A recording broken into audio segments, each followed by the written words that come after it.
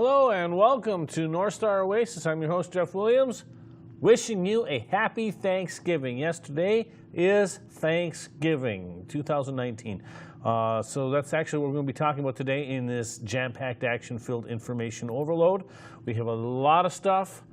Buckle up your seatbelts because we're going to move pretty quickly through actually another history program. So we're actually going to start this one off talking about movable typeset. Now, what in the world is a movable typeset? Yes, this all leads up to Thanksgiving, but what does movable typeset have to deal with actually Pilgrims and Indians? Well, there's a lot to do with it, and we're going to give you the backstory of everything, not everything, of a lot of key things that led up to 1620 and the Pilgrims. So 1621 on the first Thanksgiving. So right now, let's take a look at movable typeset, and we will move on from there.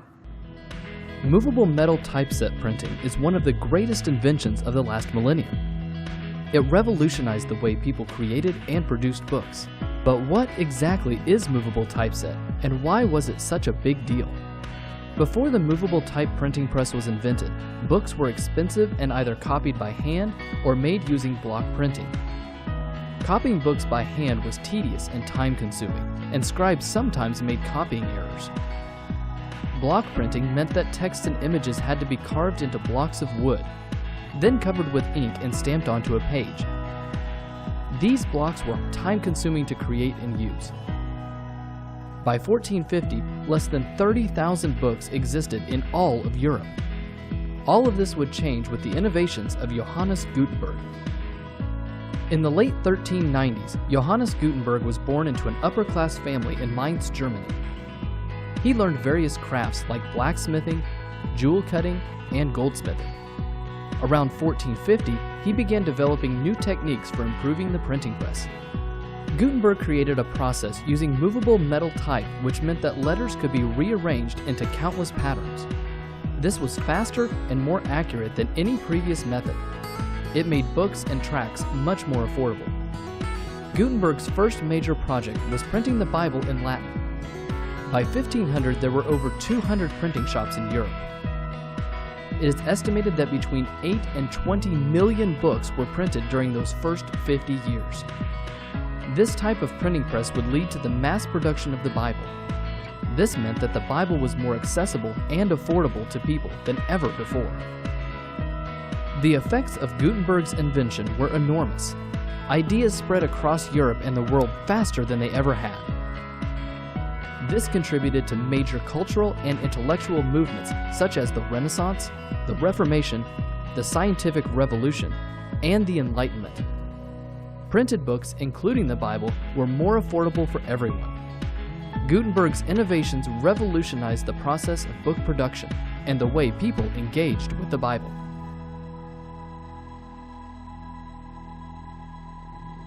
Now, granted that was put together by the Museum of the Bible, which is why they stress the Bible so much, but it wasn't just the Bible. There was a lot of things that happened because you look back at the way it was in the Middle Ages, and we have covered the High Middle Ages and other period, we've covered the Middle Age time periods in previous episodes. You can catch some of our back episodes on our YouTube channel, youtube.com/NorthStarOasis.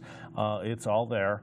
The thing is, when you look at the way information was passed on in the Middle Ages, and when did the Middle Ages start? First, you had the Roman Empire. And when the Roman Empire ended around 375, 376 AD, that was the period of the Middle Ages. And at this point in time, it was getting to the point where when I say at this point in time, we were still in the Middle Ages in the time of Gutenberg. It was because of making movable type that information was going to be able to be passed along a lot faster. I know they just said that, but prior to that, everything was written down by hand. Now, can you imagine just trying to read a book and then think back to, could you have actually done this by hand? If you wanted to if you wanted to make a living, could you write out a whole transcription of a book and sell it? It's a lot of work. The fact is that was the way the information was compiled back then, and Gutenberg managed to make it affordable for ideas to be transmitted, including going back to some of the old Greek, the classical Greek, some of the old Latin ideas. Some of the old Greek philosophers, for instance, they were able to read their ideas and understand them, and the Roman law, and scholars were able to actually study this stuff, and that's what led to the founding of new ideas. It was building blocks based upon old ideas that were reborn and then added to and consolidated. One of that actually, and I'm going to advance a little bit here, there was a map called, it was Ptolemy. He was a Greek from about 100 BC, he was a cartographer, and he had written a whole bunch, he had made a port map of the world as it existed at that time. When I say as it existed at that time, meaning that of the known world at that time. And so all the ports were listed so mariners could actually travel from port to port to port to port. But then you had a situation with the Ottoman Empire had a navy. And when the Ottoman Empire's navy was created, then that ended up interfering with the European attempts at trying to go to the Spice Islands for trade. And that would be now more the Pacific Rim, Indonesia. And they were going around Africa in order to come up to the Indian Ocean and the Spice Islands. But the Ottomans were getting in the way. And so Christopher Columbus was looking at the Ptolemy map, and he said, hey, maybe we ought to just try going west. If we go west, we might end up coming in from the east, and let's give it a try. Well, that's what happened, and they bumped into this big landmass in between England and the Pacific Rim, and that's North America, Central America, the Caribbean. That was uncharted by the Europeans at that time. So let's take a quick look here at Christopher Columbus's exploration. During the 14th and 15th centuries, Europeans sent expeditions to Asia in search of gold, silk, spices, and gems. At the time, many explorers thought the world was mostly land with little water. So while others tried to sail south around Africa to reach Asia, Columbus believed he could find a shorter route by sailing west. On August 3, 1492, Columbus and 90 crew members left Spain and sailed west on 3 ships, the Nina, the Pinta, and the Santa Maria. By the morning of October 12th, as anxious sailors planned a mutiny, they spotted land and beached on what was known as San Salvador Island. But Columbus believed he had reached the East Indies, near Japan. Delighted with the success of Columbus' first voyage, King Ferdinand and Queen Isabella of Spain financed the explorer's second journey. On September 25, 1493, Columbus left Spain with 17 ships and nearly 1,500 men. They crossed the ocean in 21 days and landed on what is now Puerto Rico. Columbus also returned to what are now Hispaniola and Cuba, both of which he had landed on during his first voyage. After 2 journeys, Columbus had still not produced the Asian riches he promised the King and Queen of Spain. At that time, it was a common belief that spices, jewels, and gold could be found near the equator. Columbus charted a route far to the south, and on May 30th, 1498, he left Spain with 6 ships. He reached what are now the island of Trinidad and the coast of Venezuela. On May 9th, 1502, Columbus set out on his final search for a passage to mainland Asia. His 4 ships traveled to Central America, but Columbus was once again convinced he had found Asia. Disaster struck on the voyage home when the badly leaking ships marooned the crew in what is now Jamaica. It was a year before they were rescued and returned to Spain.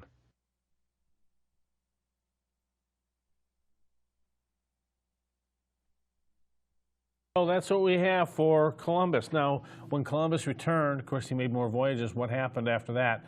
More people understood, hey, wait, there is something to be discovered over there.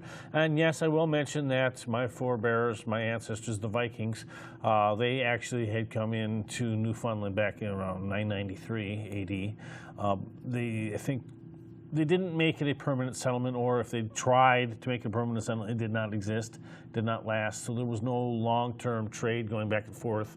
So I'm skipping over that point because it's a completely different demographic. And the other thing that's important to realize is back in the late 1400s into the 1500s, so the 16th century, there was still a lot of fishing going on.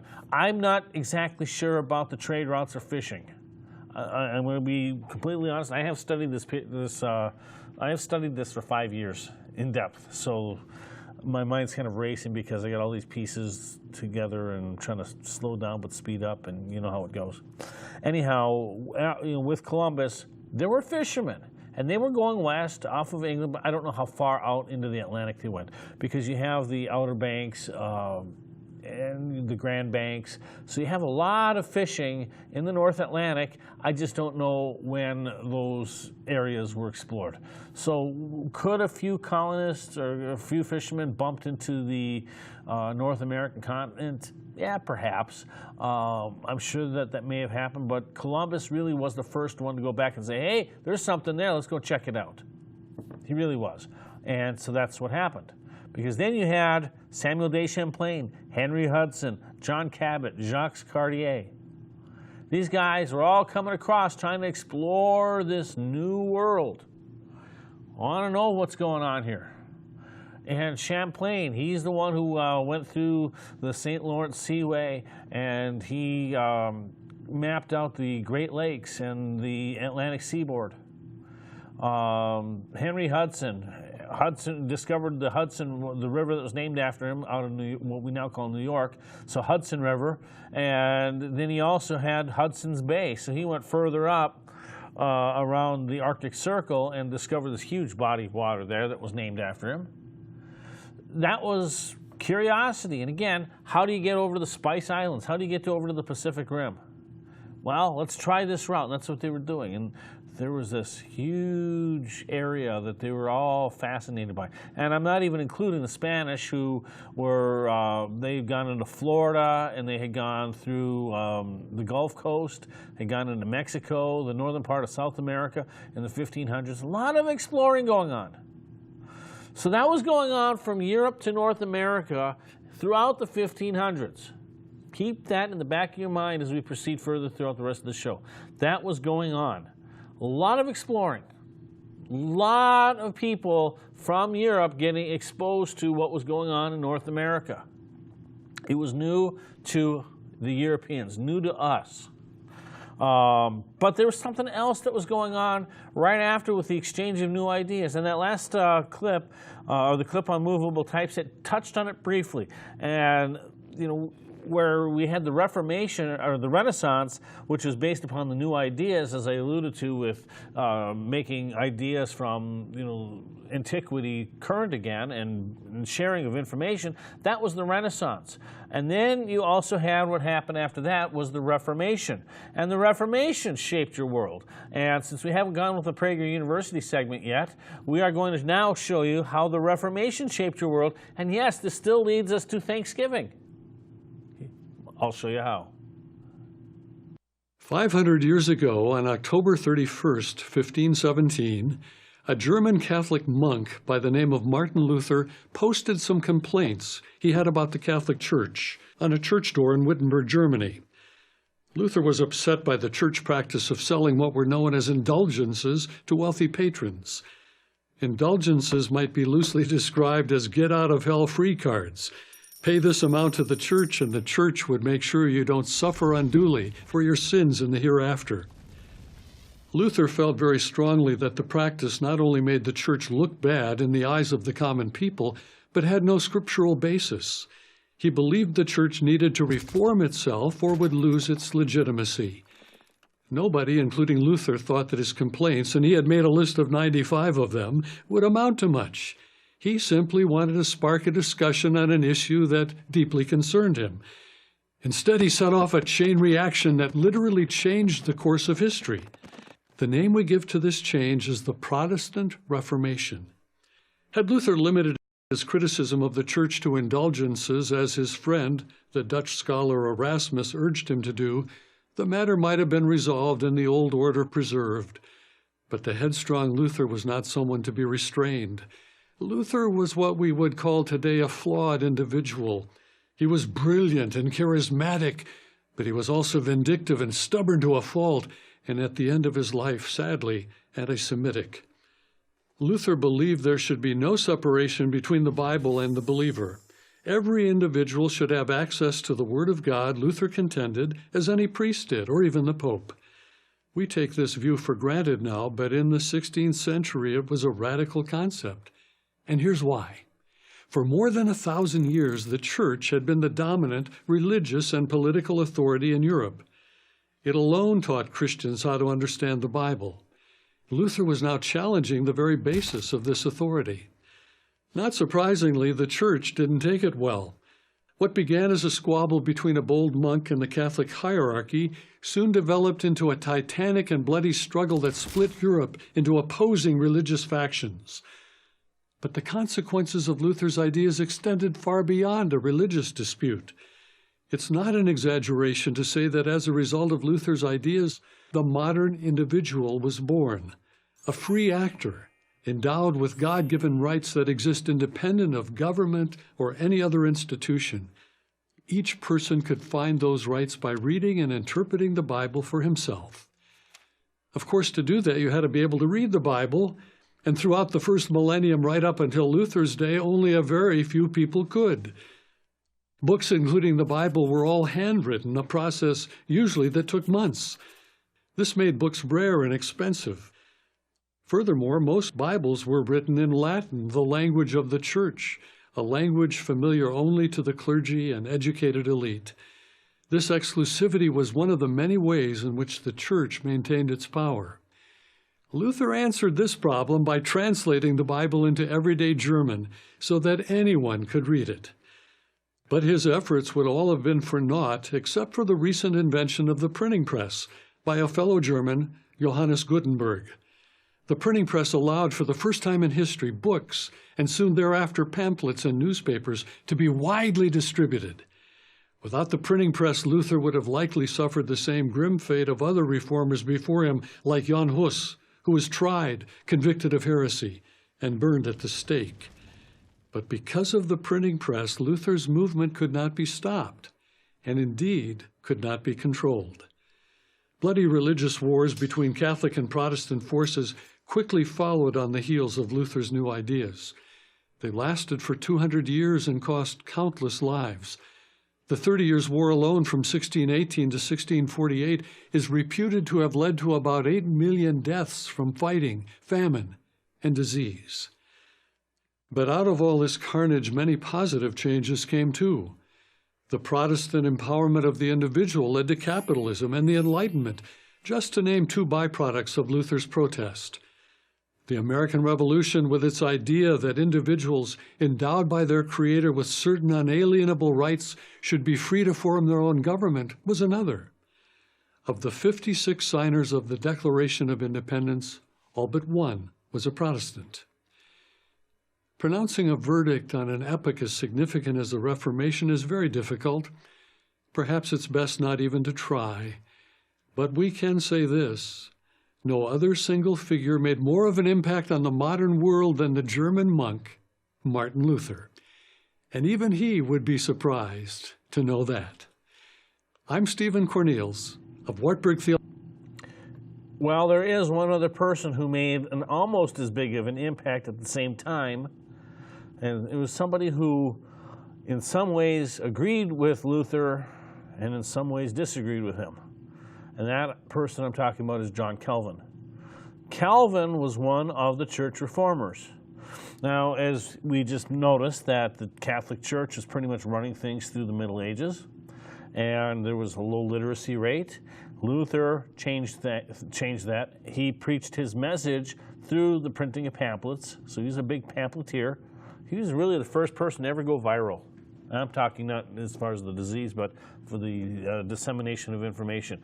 You ever get that? Oh, hey, on my Facebook page, I had one post with 449 shares. Wow, it's gone viral. Well, that's what Luther had to say back in 1517. Hey, you know, I got 95 theses. And you know what? I put them on the church in Wittenberg, but then I went over and I printed them off, and I made sure that thousands of copies were spread throughout the countryside, and he was the first person to go viral. So, Martin Luther. But John Calvin also split from the Catholic Church, and he had some fundamental differences with both the Catholics and with Martin Luther. And there was also Zwingli from Switzerland. He's not quite as well known, but he was another reformer. Calvin kind of took a blend of both Zwingli and Luther in what he had believed in, but he also was very influential in the way he felt the church and state ought to be governed, and that there were keys in the Bible on how to do that. So let's take a look at the reformer John Calvin.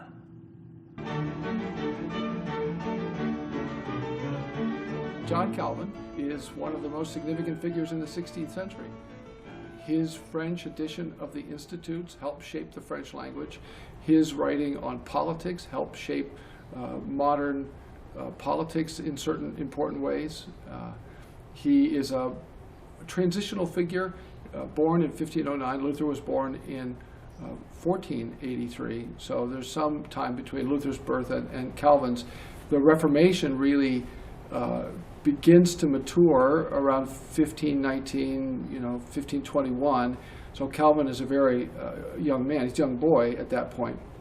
So the Reformation is in its early stages when he becomes a Protestant in the early 1530s. He was raised a Roman Catholic, a faithful Roman Catholic, went off to university, encountered Luther's ideas in university, and was really taken by them. He was supposed to be a theologian or studying theology in university. His father got in trouble with the church and then ordered his son, John, to begin study of the law.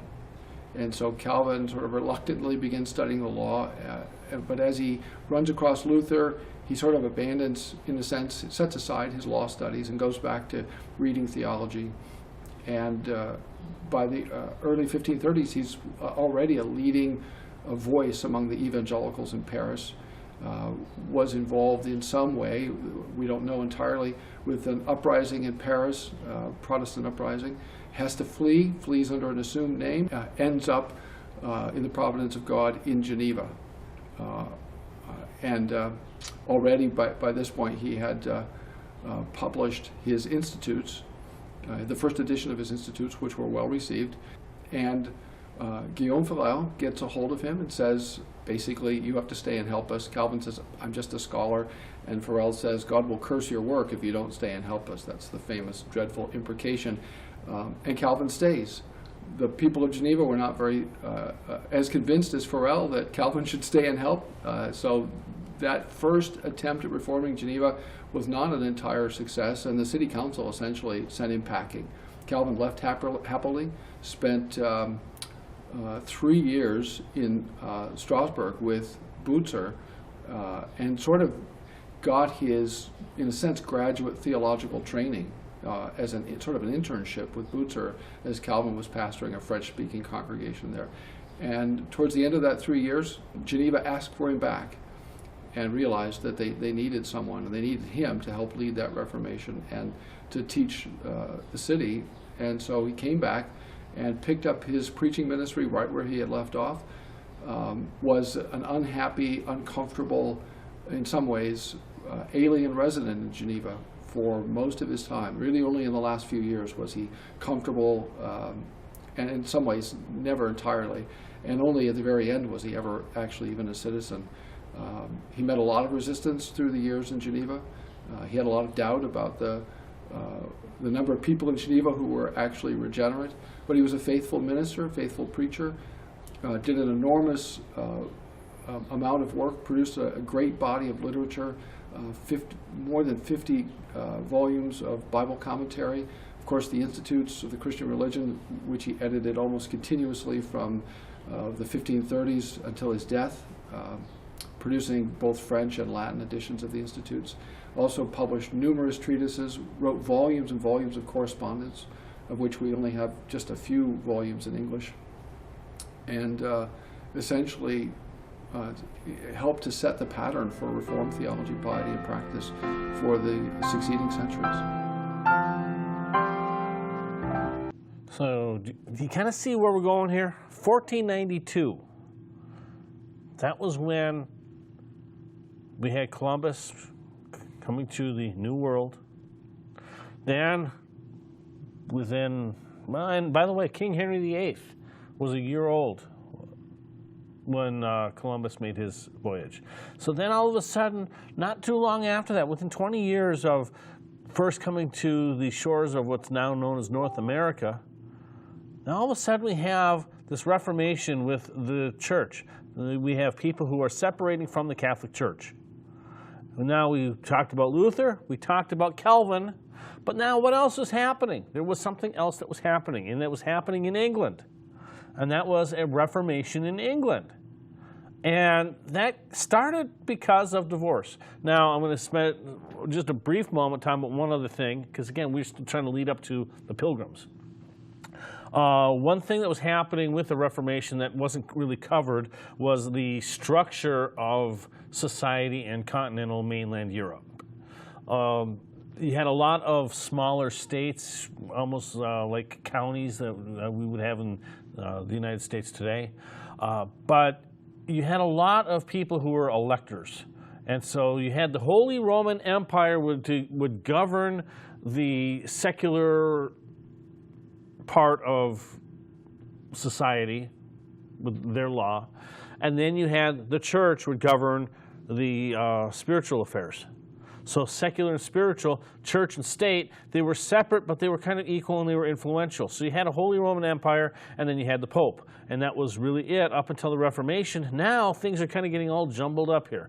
What you had on one hand was the Pope getting flack within the church and having to fend off the split. But then you also have the Holy Roman Empire, who is trying to mediate this Reformation, and this is Charles V, and he was trying to make sure that he had his own power, while at the same time making sure everybody was happy. And that didn't exactly work out, because then you ended up having a war with France.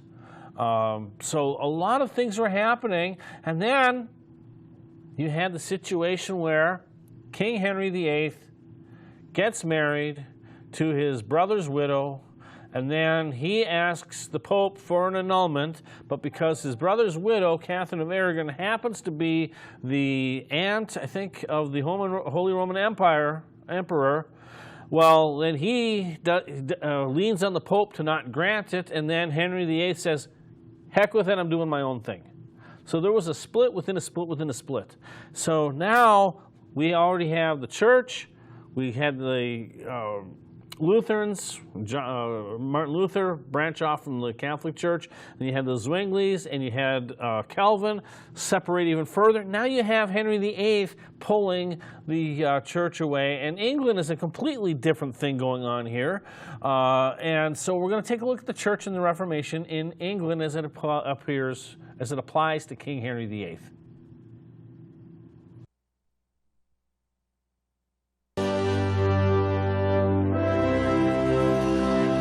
And now we're taking another 100-year stride through history. And this is Hampton Court, home to the most famous of all English kings. We're talking overweight.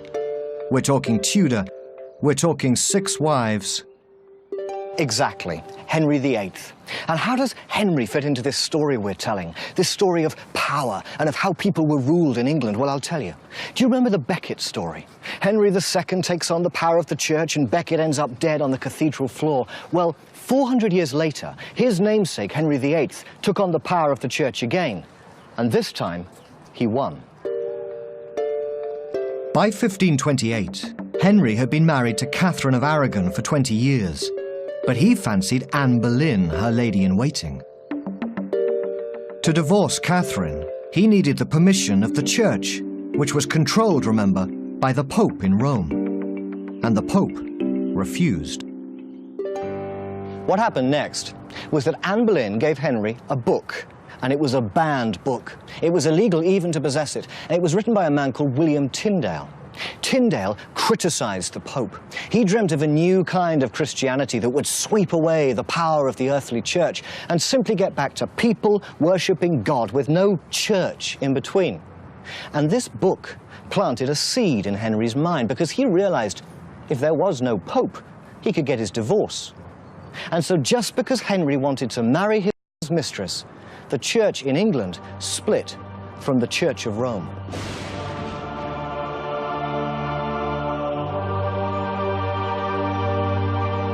This is Rievaulx in Yorkshire, one of numerous abbeys, monasteries, priories, closed down in what's now known as the Reformation. It was all perfectly legal. Henry went to Parliament and he was declared the supreme head of the English church, and he set to work destroying the church's earthly power. And most of the MPs went along with it because they, like Tyndale, mistrusted the power and wealth of the church. But also, the church had land.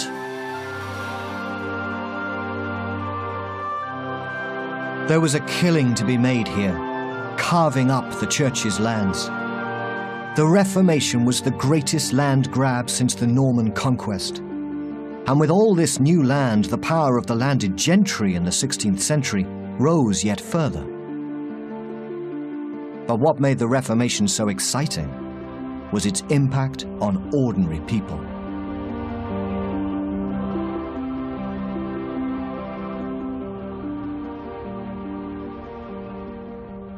I've come to St. Michael's in Copford Green in Essex, not just to admire these magnificent wall paintings, but to show you this. It's a rood screen, not R-U-D-E, rood, but R-O-O-D. And in churches before the Reformation, screens like this separated the people who sat down there from the altar. Only the priest could approach the altar, because remember, the church taught that only through the church, through the priests, could the people be with God.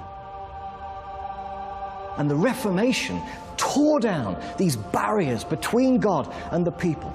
And for the first time, people came to believe there was nothing separating them from God. God was with them. And this idea filled them with energy. It gave them hope. And another thing that happened with the Reformation, Bibles, for the first time, were printed in English. Before then, they'd all been in Latin. And when people came to read the Bible for themselves, what did they find?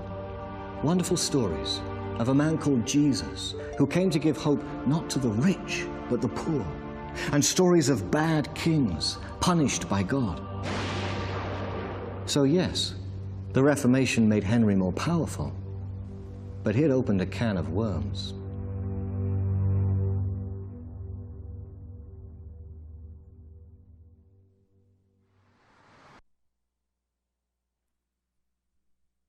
And there you have it. A can of worms was opened indeed. Because now you have people like in Germany and in France and in Switzerland, people who are finally able to interpret the scriptures on their own in their own language. And that also includes people who were looking at what Luther had to say and what John Calvin had to say. And you had people who are now known as separatists who disagreed with the way the Anglican Church was running things just as much as they disagreed with the way that the Catholic Church was running things. So they created their own movement, and their own movement, based upon John Calvin's philosophy and his theology, they became known as the separatists. And they were not necessarily liked too well by those in control of the church and state in England. And this, keep in mind, 1492, and we're looking at this, if we were in 1620, let's take a look how far back 1492 is. Essentially was 128 years. Now, we're in 2019, where was 128, 129 years? Late 1800s. We can look back in the late 1800s, right? Transcontinental Railroad was 1869. Battle of Little Bighorn, 1876. These are a few big things that we've talked about. Civil War was over 150 years ago. We still talk about them today, the things that were going on in the Reformation, because now it's over 400 years for us, it's remote for us, but for the people living in the early 1600s, the late 1500s, the people who were following John Calvin, this was new stuff. This was just as new in 1600s as people following John Maynard Keynes in economics today. And the Keynesian theories have led us on the road to ruin, and that's another episode for another day. But we still look at John Maynard Keynes and his philosophies on economics. We can even go back to 1776 with Adam Smith and his theories on the economy. And there are others that have an economic theory. And my producer says, I want that episode. Well, we'll do that next year, after January. But nonetheless, it wasn't that long ago when this stuff was new, and we're still looking at it. In 1620, that stuff was new. The Reformation was very real to these people. And so now you had people who were separating themselves from the Catholic Church, from the Church of England, and they were asserting themselves a little bit much, and they became known as the separatists. And ultimately, they became the Pilgrims. They were followers of John Calvin. And so we are going to actually take a look now at Pilgrim separatists and the founding of America. And this is really going to look at their time in Europe, from England through their time in Holland.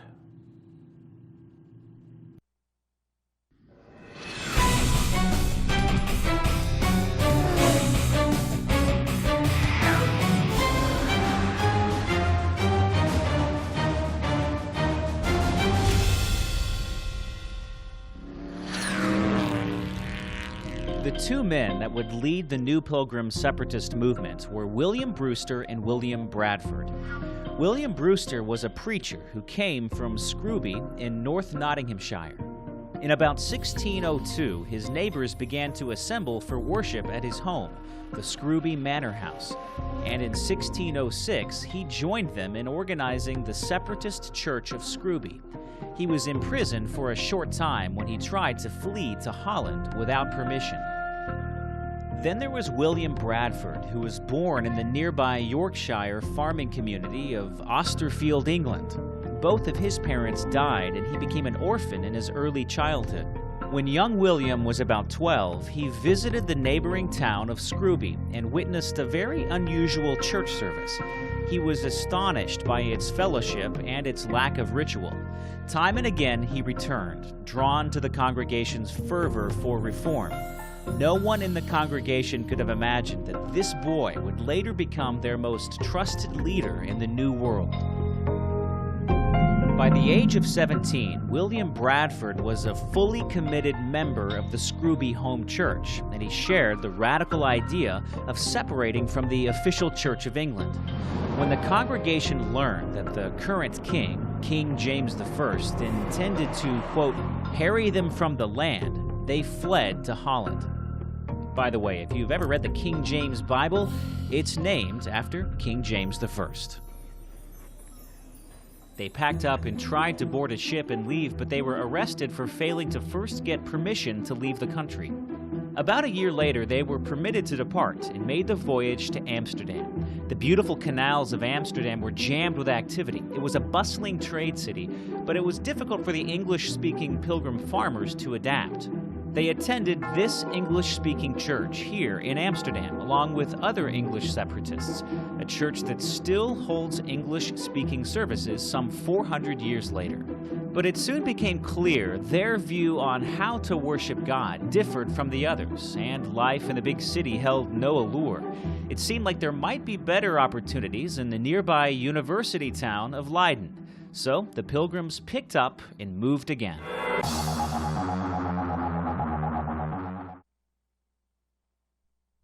Oh, the Pilgrims picked up and moved again, and where did they move to? This newly discovered land on the other side of the Atlantic Ocean. Yes, we're talking about North America. Now, here's what had happened in the meantime with all the stuff going on in the Reformation. Exploration continued. Now, we did mention about the Spanish exploration, and we didn't cover their mining operations and the slavery operations in Mexico. We did not cover that. But the Samuel de Champlain went through what's New France, which is now Canada, and they started settlements there. And then the English had tried a Roanoke colony twice. And they actually had tried another colony in Maine called Sagadoak, but that one failed for a number of reasons. So here we have the English finally in 1607 colonized Jamestown, Virginia. And it stayed, and it became a permanent settlement. And so and that coincided at the same time that they went over to, the separatists went to Amsterdam, around the same time, 1607. So now here you have the people who are already living in this land called North America. What did they think? So from 1492 up until 1620, they ran into a lot of Europeans. It wasn't just, oh, hey, yeah, we got these separatist people who are coming from England and from Holland, and hi, how are you? And we have no idea who you are. No, the Indians were very familiar with who the English were. This was not common, not uncommon. But we're going to take a look right now, before I jump ahead, we're going to take a quick look at Native Americans before the arrival of the explorers. Because if we're going to talk about the Pilgrims, we have to talk about the Indians, and it's time to talk about them next. Scientists are divided as to when the first people came to the North American continent. It was widely believed that they came approximately 10,000 years ago.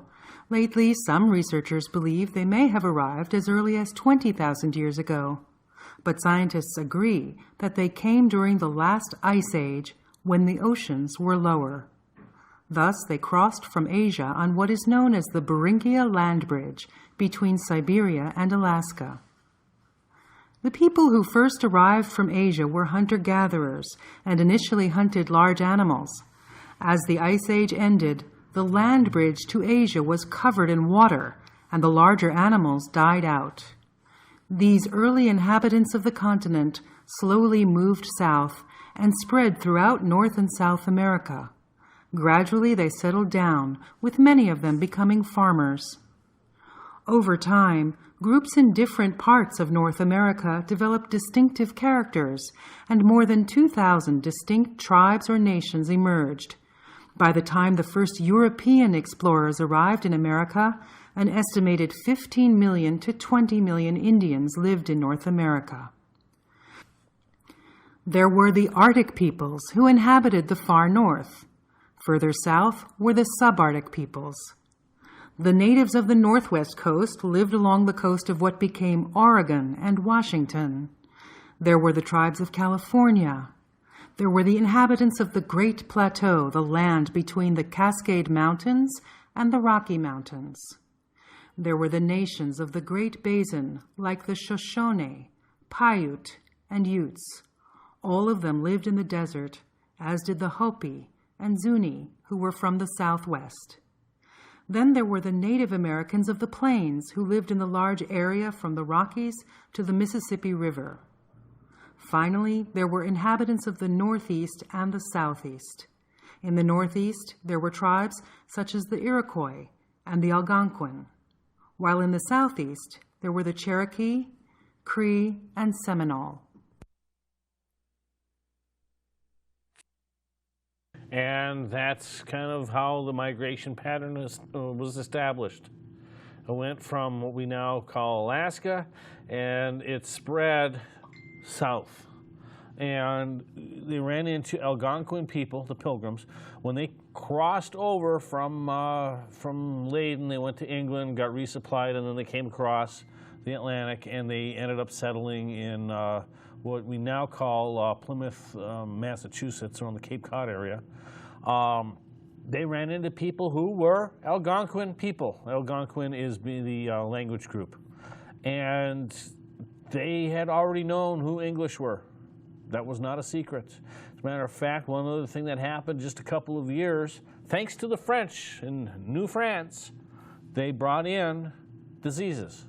Now, we've covered in the past about the Black Plague, the Great Plague in Europe in 1347. 1347 to 1352. There were bites from sand fleas. There were fleas from the Middle East that went on to rats that boarded ships in the trade routes, and they came into Europe, and then the fleas ended up biting humans and brought in this deadly disease called the bubonic plague, and it spread, and it spread, and it spread, and Europe lost like 20 million people. 1347 to 1352, that 5-year period. A lot of people died because the European people did not have the natural antibodies to fend off that type of disease. Consequently, in successive generations, most people who have the genes from that part of Europe, they're actually immune to the bubonic plague today because the body has created that as a natural natural defense against that type of disease. But for whatever type of disease it was, there are people who are more speculating this was probably chicken pox. For the Algonquin Indians, they didn't have the antibodies to fend off the diseases that the French brought into New France. And you can't blame the French in this regard. They did not know. We did not have a common knowledge of germ theory that wasn't discovered until the 19th century. We didn't know any of this. Nobody really knew any of this. So you have the settlements in France, and all of a sudden you have a disease.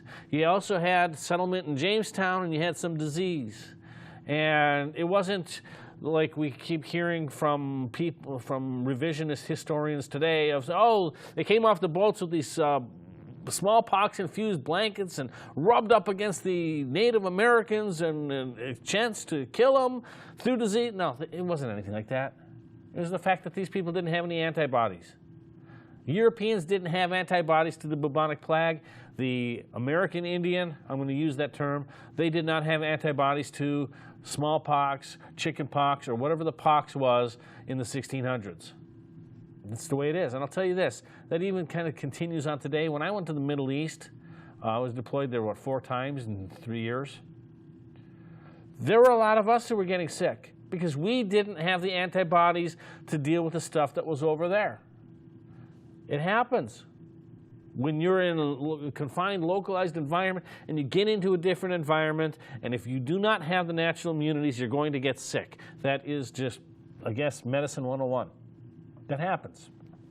That happened in Plymouth from 1616 to 1619.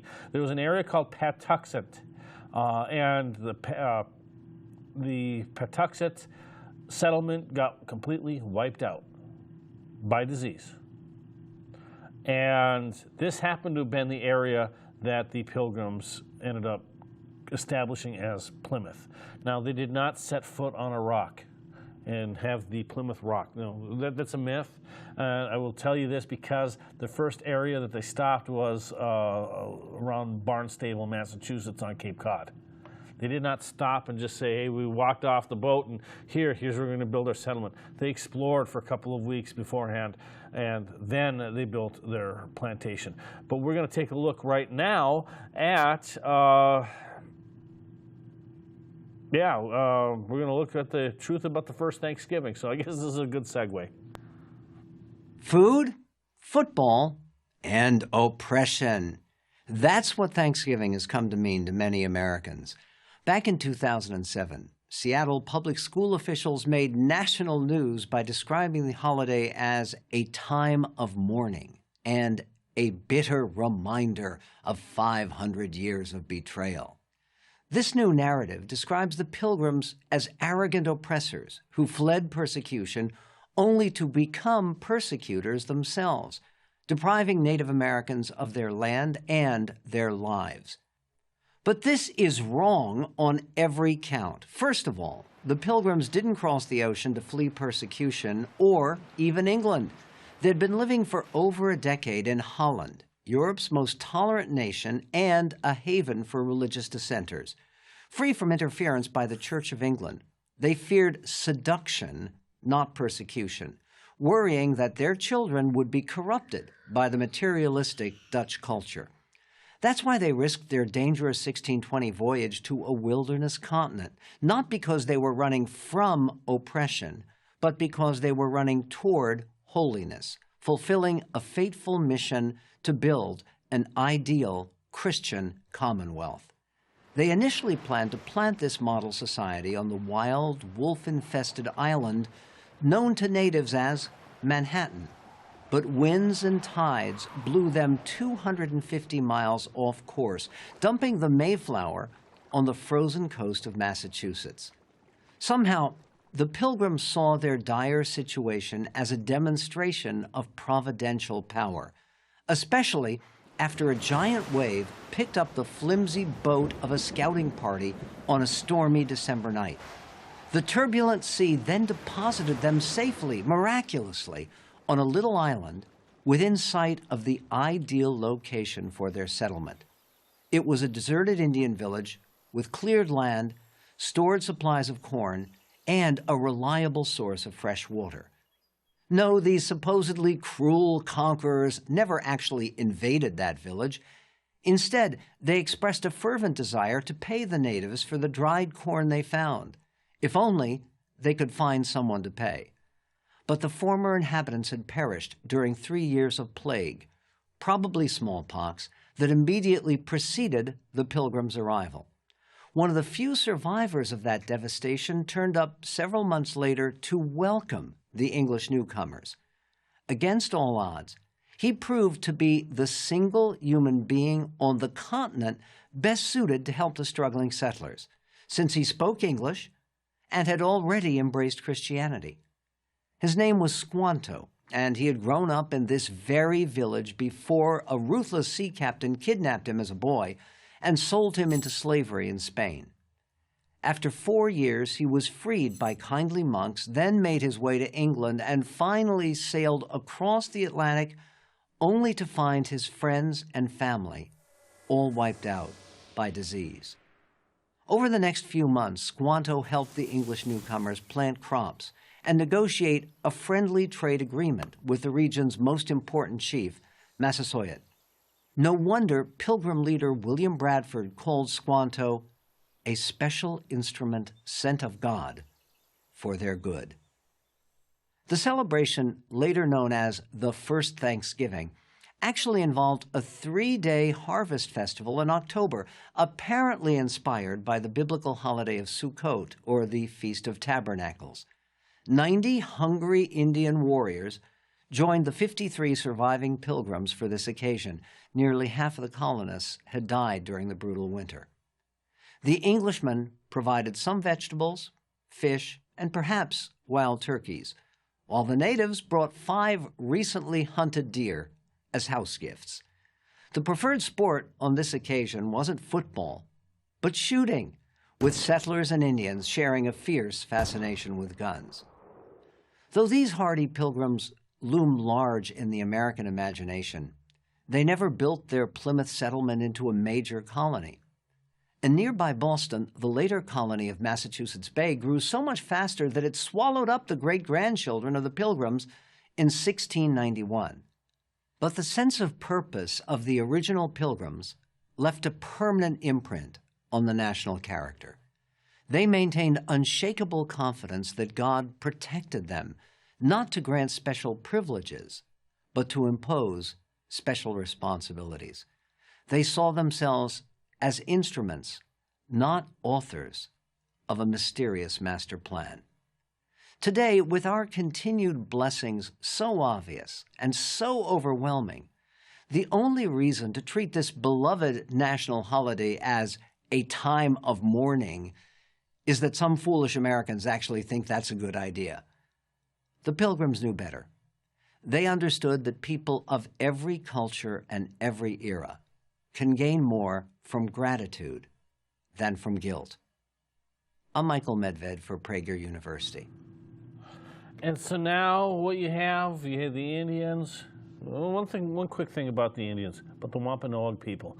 Wampanoag was the segment of the Algonquins that where the Pilgrims had landed. There was the Narragansetts, which were in modern-day Rhode Island. Then you had Cape Cod, and in towards southern Massachusetts today, that was the Wampanoag area. You had the Circassets They were where the Pilgrims originally landed. And by the way, the Circassians were not really happy with having English there. And one of the first things that they did before the Pilgrims even got off the boat, with the exception of a small detachment of a scouting expedition, the Saconets were actually firing their arrows at them. And it wasn't until a couple of weeks later when they landed in Plymouth, and then you had Squanto who came in and said, "Howdy, Pilgrim," or "Howdy, Englishman." And it was the Sachem, or tribal chief as we would call it today, of the Wampanoags who worked with the Pilgrims, and both needed each other because the Indian population in that area had been so decimated from disease prior to their landing that they needed the English as a buffer zone. You had the Wampanoag had the Massachusetts Indians to the north. You had their cousins, the Nipmunks, also to the north. And you had the Narragansetts, a large tribe that was off to your east, and you need a little bit of a buffer for Indian to Indian relations. And if you go even further to the west, then you have the Iroquois. They're a different language group altogether, and the warring Mohawks, you didn't want to deal with them. So what happens? You bring in these English, you already know who they are, you know they're not going to go away. You bring them in, and then you make peace with them, and you work together in trying to better and build society. And that was what Massasoit did in 1621. Unfortunately, and this is actually the subject of my master's thesis, from this point on, what happened to 1675 when a major war called King Philip's War really dominated the landscape and really made a mess of things. That's kind of what I've been trying to figure out the last 5 years. But going back to that first Thanksgiving, this was a time of peace with two groups of people who were dependent on each other for survival. And William Bradford wrote, quote, "They began now to gather in the small harvest they had and to fit up their houses and dwellings against the winter, being all well recovered in health and strength, and had all things in good plenty.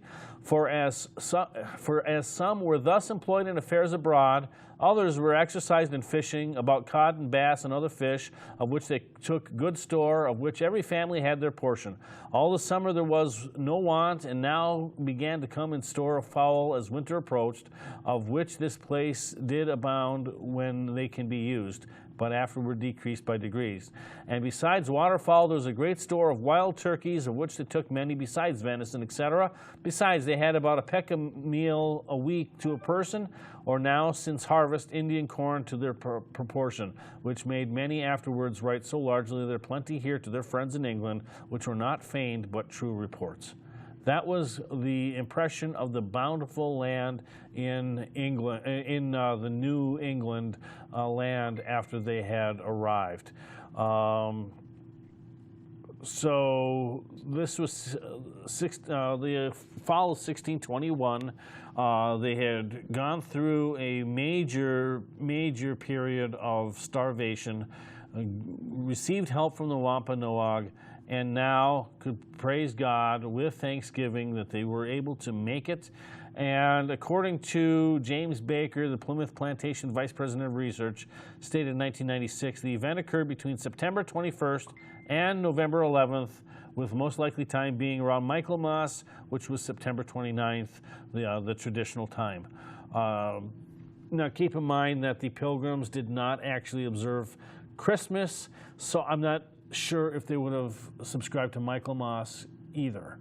But nonetheless, we've come a long way from the printing press, through Columbus, through the Renaissance, through the Reformation, and over to the Pilgrims, where they could thank God and have a harvest festival with the native inhabitants of the land.